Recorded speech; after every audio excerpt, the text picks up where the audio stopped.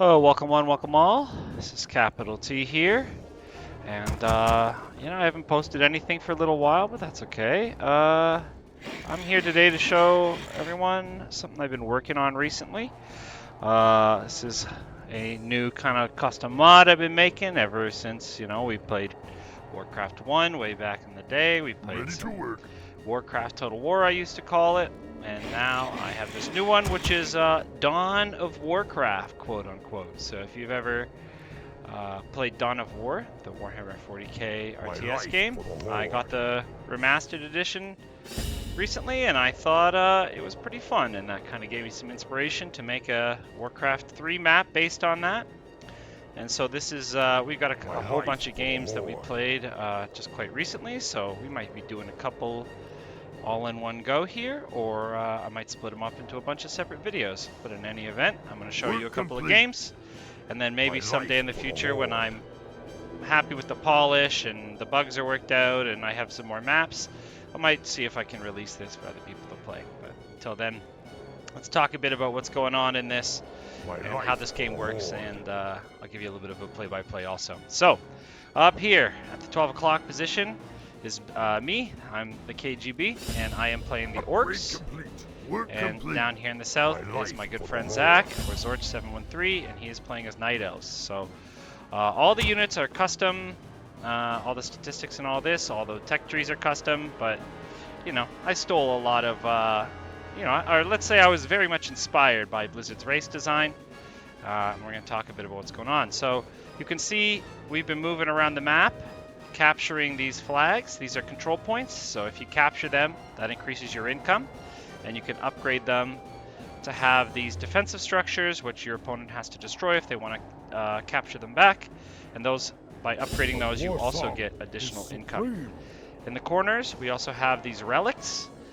You can't upgrade them at all, but if you capture them, then you unlock the ability to make some other types of units and structures that you need to have a relic for. And lastly, we have these, which are critical locations. If you control more than half of those, as you can see there's 4 on this map, then you will have a 7-minute timer to win the game.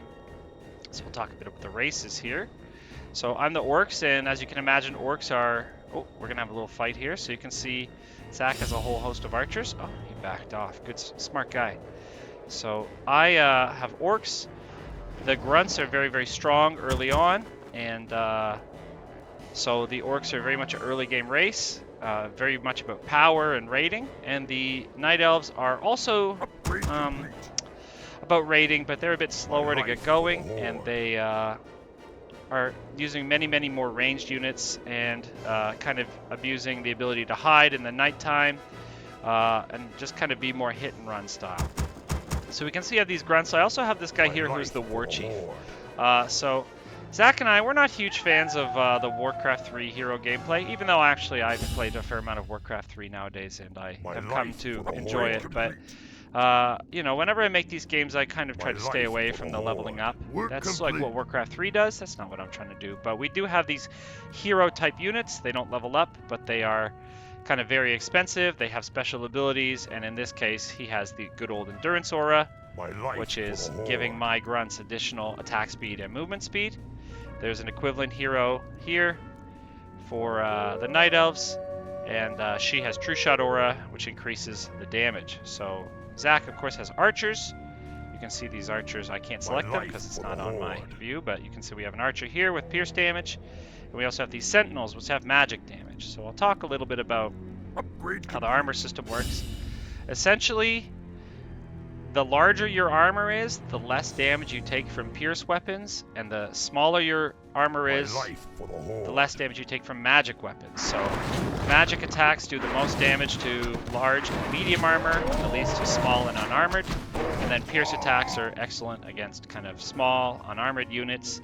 Melee attacks are pretty good against everything. And we also have hero units, the hero type damage and armor.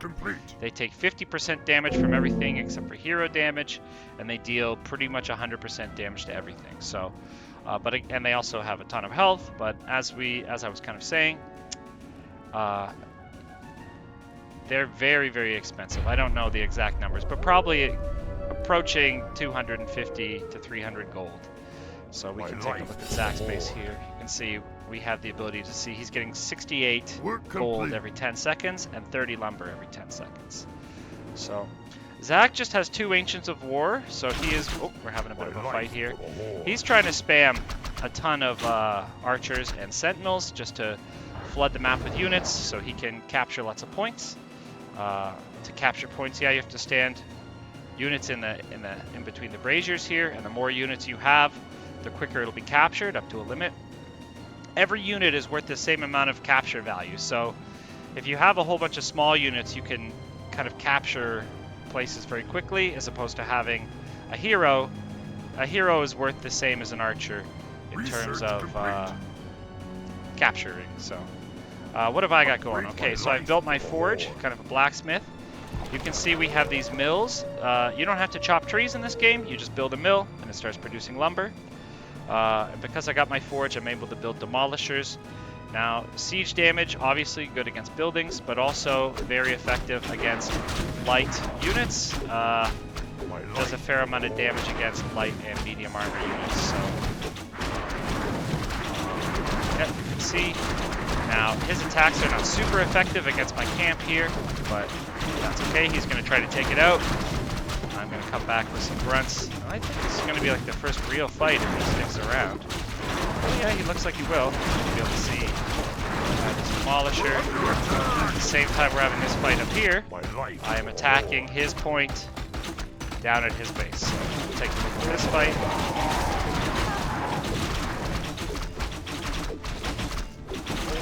I don't know why he's backed up. I think he's doing quite well.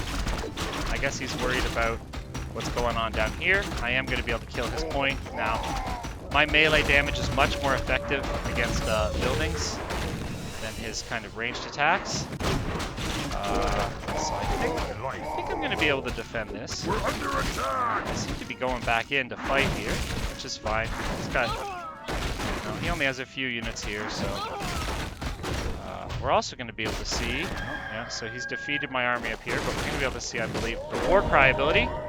And so it does. Ooh, a little bit of jank, but not only does it can be upgraded to give you additional attack power, but it gives you full movement speed, very much like the Scroll of Speed in the base Warcraft game. So we had this little trade here. I think I made out better, even if I lost a bunch of units. I'm not sure exactly who lost more. I didn't see who had started with more.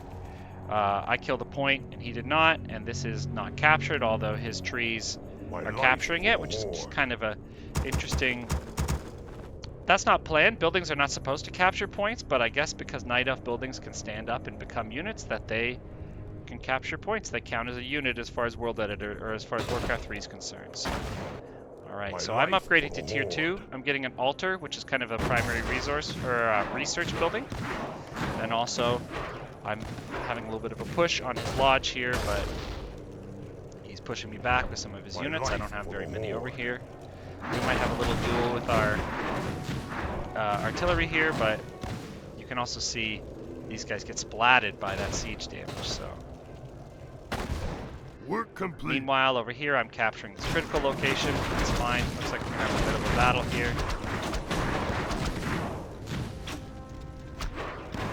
Again, he's gonna be pushing on this point. Now, this time I have repaired it, but he has a siege weapon, which if he can, if he can hit my point with that siege weapon a few times, it's going to make it way easier. He's also kiting my melee units. As you can see, the siege damage do a fair amount of... Siege weapons do a lot of damage to these clumped ranged units. Oh my goodness.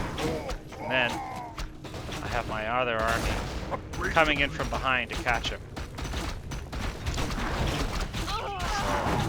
Oh. At home, yeah, both of us are just kind of upgrading and building, so I think we're both Tier 2. When you go Tier 2, you can upgrade your points even further to get more resources, but this is not looking good. He's going to lose his point here.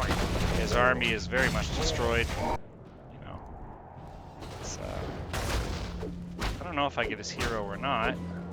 No, I don't manage to get the block. So let's see how Zach is going to play from here. As you can see, yeah, so I'm going to start capturing his point. This shows us Research complete. uncapping it. I believe every 2 units when you're capturing it is worth 1%, and every unit is worth a percent to decapture it. So you'll go to neutral, and then Vengeance for I'll start Sulci. getting it, and I'm going to start sieging this point also. As you can see, my rock is a little Work bit off complete. here, but I think I'm firing into Fog of War. If we check the clip quick, yep. So I need to find out what the hotkey is for that. All right, so Vengeance Zach for is going to Sulci. send back his, he's healing his hero up, and he's going to send these Research units to try to complete. save this base. But I have a much bigger army. I have some reinforcements coming up. Let's see. I wouldn't run into here. We're going to see what he does. He might just be able to hold me off. I am pretty beat up. Vengeance for Sulci. Let's see what goes on. Yeah, see how much damage that did? It was just the start of the fight. Oh my goodness. So,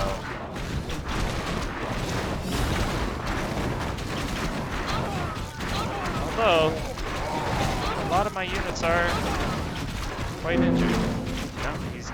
Now, as you can see, whoever has more units in the point kind of gets to push it their way. But slowly but surely I am defeating this force. I have the building up now, which is going to help me defend it, and then I have my reinforcements coming in. Research complete. That's pretty much it. Zach leaves the game, makes sense. Yep, so we'll just take a quick look at the scores here. So just a little introduction to the game, a little idea of what's going on. I'm going to either add some additional games to this video, or I might be posting a whole bunch. We'll see. So yeah, I got about 2,000 more gold there just in terms of destroying that one point, maybe getting my upgrades a bit earlier. We had a skirmish at the start there where I kind of took a point that he had captured, which kind of just slows you down. And I also produced more units as part of that. Largest army, exactly. And then I believe, where's the tech percentage? Now, this is probably not accurate, but I had more technologies researched overall. So anyway, that's good. It's just a first look. We have a lot of games that I can show here, and Zach definitely has his fair share of wins, so don't you worry. Anyway, thank you so much for watching. I hope you enjoyed this. And yeah, if you are interested in this kind of thing, stay tuned. Somewhere in the future, I'm looking into getting a bunch of my friends together to play a little scrub tournament, a little noob tournament, just for fun. And then, again, if I can get this up to the level of polish required for the Warcraft 3 Hive, maybe I will post this and what other maps I create for this up there, and you guys could enjoy it too. In any case, take care of your loved ones. Have a great day. This is Capital T signing out.